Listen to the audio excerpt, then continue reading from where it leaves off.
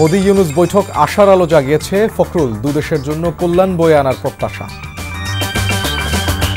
প্রথম ধাপে 1,80,000 রোহিঙ্গা প্রত্যাবাসনে সম্মত মিয়ানমার, যাচাই প্রক্রিয়ায় আরও 70,000। এবং ঈদ শেষে আবারও কর্মস্থলে ফিরতে শুরু করেছে নগরবাসী, চাপ বেড়েছে লঞ্চ, বাস ও ট্রেনে।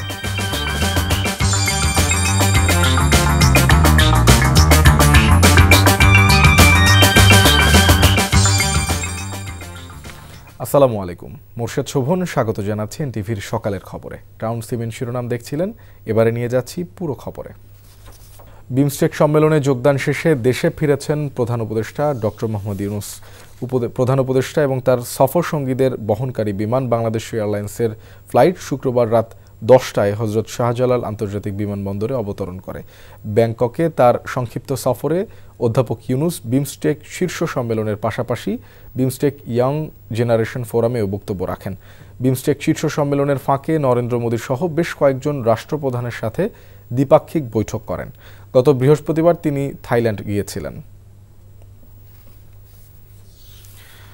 ভারতের প্রধানমন্ত্রী নরেন্দ্র মোদীর সঙ্গে প্রধান উপদেষ্টা ডক্টর মোহাম্মদ ইউনুসের বৈঠকের ফলে দুদেশের মধ্যকার বহুদিনের অস্বস্তিকর পরিস্থিতি কাটিয়ে ওঠা সম্ভব বলে মনে করেন বিএনপি মহাসচিব মির্জা ফখরুল ইসলাম আলমগীর। শুক্রবার সন্ধ্যায় বিএনপি চেয়ারপারসনের গুলশান কার্যালয়ে ক্রীড়া অঙ্গনের বিশিষ্টজনদের সাথে শুভেচ্ছা বিনিময় শেষে থাইল্যান্ডে মোদি ইউনুসের বৈঠক প্রসঙ্গে দলের প্রতিক্রিয়ায় তিনি কথা বলেন। বিএনপি মহাসচিব বলেন, ইউনুস ও মোদির বৈঠকটি একটি আশার আলো তৈরি হয়েছে। বাংলাদেশ ও ভারতের মধ্যকার বহুদিনের অস্বস্তিকর পরিস্থিতি কাটিয়ে ওঠা সম্ভব হবে এই বৈঠকের মাধ্যমে।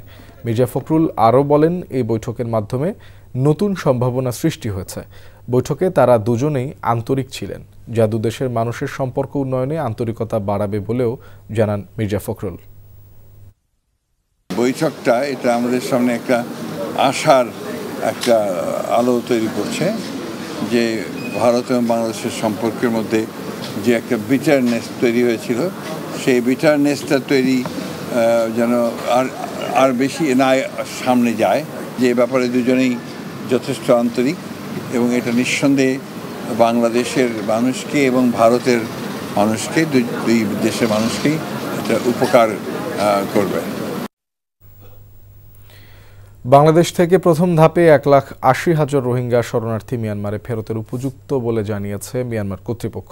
বাংলাদেশে আশ্রয় নেওয়া প্রায় 8 লাখ রোহিঙ্গার তালিকা থেকে 1,80,000 রোহিঙ্গা শরণার্থীকে ফেরত নেওয়ার উপযোগী হিসেবে চূড়ান্ত স্বীকৃতি দিয়েছে দেশটি। ব্যাংককে বিমস্টেক সম্মেলনের ফাঁকে শুক্রবার অনুষ্ঠিত এক বৈঠকে মিয়ানমারের উপপ্রধানমন্ত্রী ও পররাষ্ট্রমন্ত্রী ইউ থান শিউ প্রধান উপদেষ্টার উচ্চতর প্রতিনিধি ডক্টর খলিলুর রহমানকে এ তথ্য জানান। 2018 সাল থেকে 2020 সালের মধ্যে বাংলাদেশ এই তালিকায় 6 ধাপে মিয়ানমারকে প্রদান করে। এর মধ্যে আরও 70,000 রোহিঙ্গার তালিকায় এখনও যাচাই প্রক্রিয়ায় চলমান রয়েছে।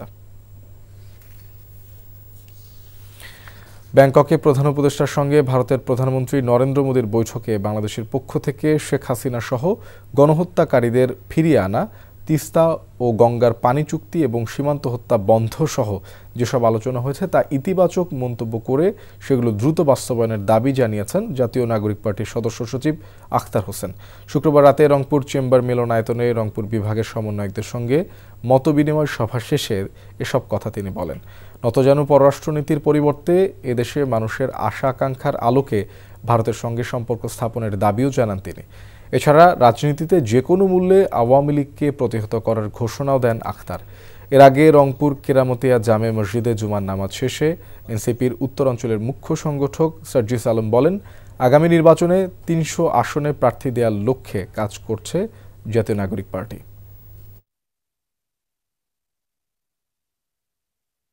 বাংলাদেশ এবং ভারতের যে সম্পর্ক, সেটা যেন কোনো দলের সাথে কোনো দেশের সম্পর্ক হিসেবে বিবেচিত না হয়। অবশ্যই ভারত এবং দিল্লিকে বাংলাদেশের জনগণের সঙ্গে সম্পর্ক তৈরি করতে হবে। বাংলাদেশের জনগণের দীর্ঘ সময়ের যে অপ্রাপ্তিগুলো আছে, তিস্তার পানি নিয়ে আছে, গঙ্গার পানি নিয়ে আছে, সীমান্ত হত্যা বাংলাদেশে যে ন্যাক্কারজনক অবস্থায় পর্যবেসিত হয়েছে, সেখান থেকে মুক্তি চেয়েছে বাংলাদেশের মানুষেরা। এবং বাংলাদেশের রাজনীতিকে ভারতে বসে নিয়ন্ত্রণ করবার নানা ধরনের খায়েশাত বিভিন্ন সময় আমরা লক্ষ্য করেছি। এই প্রত্যেকটা বিষয় থেকে বাংলাদেশের মানুষ মুক্তি চায়। যোগ্য, সৎ, এবং দেশপ্রেমিক প্রার্থীদেরকে আমরা 300 আসনে মনোনয়ন দিতে পারি।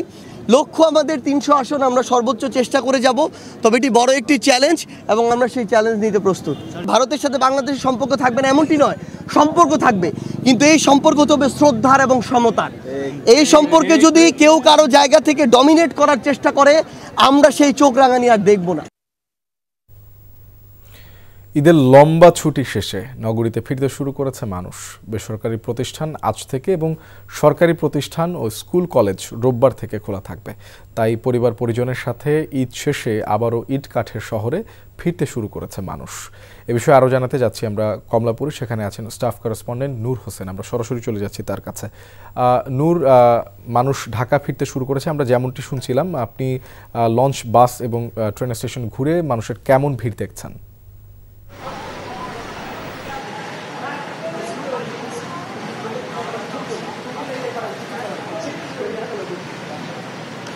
শোভন, ঈদের ছুটি মোটামুটি শেষ। বেসরকারি প্রতিষ্ঠানগুলো আজকে থেকে শুরু হয়ে গেছে এবং আগামীকাল থেকে সরকারি সব প্রতিষ্ঠানই চালু হয়ে যাবে। সেই হিসেবে আজকে সারা দেশের বিভিন্ন জেলার থেকে, বিভিন্ন বিভাগ থেকে, রাজধানীতে যারা বসবাস করেন, যারা গ্রামে আপনজনের সঙ্গে, প্রিয়জনের সঙ্গে ঈদ করবার জন্য গ্রামে গিয়েছিলেন, তাদের সবাই রাজধানীতে ফিরতে শুরু করছেন। এবং সকাল থেকে আমরা Kamalapur rail station, Sadarghat launch terminal সহ বিভিন্ন বাস স্টেশনে ঘুরে দেখেছি এবং আমরা যেমনটি লক্ষ্য করেছি, আসলে ঢাকামুখী মানুষের একটা স্রোত আমরা লক্ষ্য করেছি। তবে অত্যাধিক পরিমাণের যে ভিড়, সেই রকম কিছু আমরা সদরঘাট লঞ্চ টার্মিনালও দেখিনি, কমলাপুর রেল স্টেশনেও দেখিনি। এখানে সকাল থেকে আমি কমলাপুর রেল স্টেশনে চট্টগ্রাম, রংপুর, সিলেট বিভাগ থেকে আসা বিভিন্ন ট্রেন লক্ষ্য করেছি। সেই ট্রেনগুলোতে পরিপূর্ণ যাত্রী ছিল, কিন্তু যাত্রীদের উপচে পড়া ভিড় ছিল না এবং যাত্রীদের সঙ্গে আমাদের কথা হয়েছে, তারা সেরকম কোনো অভিযোগ আমাদের কাছে আসলে করেনি। তারা বলছেন এবারের ঈদযাত্রা তুলনামূলকভাবে অন্যান্য বছরের ঈদযাত্রা সে অনেক বেশি স্বস্তির এবং অধিকাংশ ট্রেনই তাদের যাত্রীদের যে ভাষ্য, সে ভাষ্য মতে অধিকাংশ ট্রেনই নির্ধারিত সময়ে প্ল্যাটফর্মে ছিল এবং নির্ধারিত সময়ে এই ঢাকার যে কমলাপুর রেল স্টেশন সেখানে এসে পৌঁছেছে। এবং একই সঙ্গে সদরঘাট লঞ্চ টার্মিনালে আমরা অবস্থান করছিলাম, সেখানকার যাত্রীরাও ভোগান্তির তেমন কোনো অভিযোগ করেনি। তবে টিকিট সিন্ডিকেটের বিষয়ে তারা আমাদেরকে জানিয়েছেন যে কিছু কিছু লঞ্চে টিকিটে সিন্ডিকেট করে বাড়তি দাম আদায় করা হয়েছে, এরকম একটি অভিযোগ আমাদের কাছে করেছে। শোভন। নূর, আপনাকে ধন্যবাদ। দর্শক, আমরা জানছিলাম ঈদ শেষে ঢাকায় ফেরা মানুষের খবর। শ্রীলঙ্কার কলম্বোয় অনুষ্ঠিত বিশেষ সাধারণ সভায় সাফের গঠনতন্ত্র সংশোধন করা হয়েছে। এর ফলে সভাপতি নির্বাচনের বয়সসীমার বাধা উঠে যাওয়ায় আবারও প্রতিদ্বন্দ্বিতা করতে পারবেন বর্তমান সভাপতি কাজী সালাউদ্দিন। বিদ্যমান গঠনতন্ত্র অনুযায়ী সাফের নির্বাচনকালে বয়স 70 বছরের নিচে থাকা বাধ্যতামূলক ছিল। তবে আজকের সভায় বাংলাদেশ, নেপাল, শ্রীলঙ্কা ও ভুটানের ইতিবাচক সম্মতির পর এই সীমা তুলে দেওয়া হয়।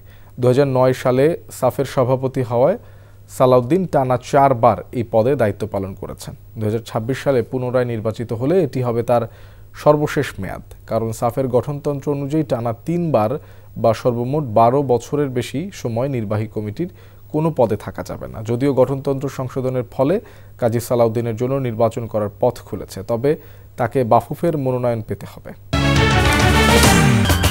মোদি-ইউনূস বৈঠক আশার আলো জাগিয়েছে। ফখরুল, দুদেশের জন্য কল্যাণ বয়ে আনার প্রত্যাশা। প্রথম ধাপে 1,80,000 রোহিঙ্গা প্রত্যাবর্তনে সম্মত মিয়ানমার, যাচাই প্রক্রিয়ায় আরও 70,000। এবং ঈদ শেষে আবারও কর্মস্থলে ফিরতে শুরু করেছে নগরবাসী। চাপ বেড়েছে লঞ্চ, বাস ও ট্রেনে। এই ছিল সকালের খবর। এই খবরের ভিডিও সহ আপডেট জানতে ভিজিট করুন এনটিভি অনলাইন www.ntvbd.com। এছাড়াও এনটিভির জনপ্রিয় সব অনুষ্ঠান ও খবরের আপডেট জানতে ভিজিট করুন আমাদের ইউটিউব ও ভেরিফাইড ফেসবুক পেজ। ধন্যবাদ সবাইকে।